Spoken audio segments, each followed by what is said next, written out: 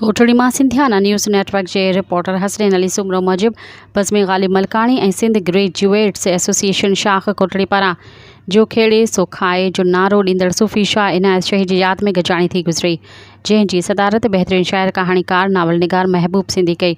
मेहमान ख़ास क़ाज़ी बदरुद्दीन, अल्ताफ़ मलकानी, अब्दुल सत्तार भुट्टो, कमरुद्दीन लतीफ़ी, चाचो मिस्री जमाली, चाचो शेर मोहम्मद जमाली, इकरा मदहोश, ग़ुलाम असगर गाॾेही, ज़ुल्फ़कार अली हालार मेहमाननि में शामिल हुआ। शुरुआत शाह अब्दुल लतीफ़ भिटाई जी वाई सां कई।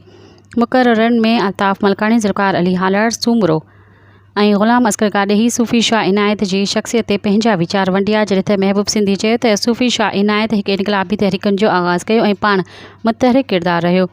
सॼी ज़िंदगी पोरियत ऐं हारियुनि जे हक़नि जे हासिलात लाइ वक़्फ़ करे शहादत जो जाम पीतो।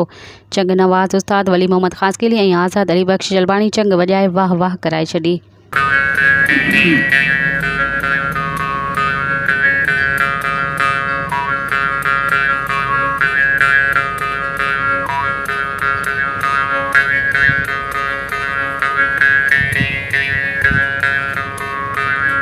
अल्ताफ़ मलकानी लतीफ़ियात ते सिलसिले में शाह अब्दुल लतीफ़ भिटाई जी शाइरी माना ऐं तशरी करे बहितरीन अंदाज़ सां ॿुधाई। शाइरनि ऐं सुघड़नि में इकरार, मदहोश, अली गुल रिंद ऐं मोहम्मद सुलेमान जुड़े जो ॾूर बेत ॿुधाए वाह वाह कराए छॾी।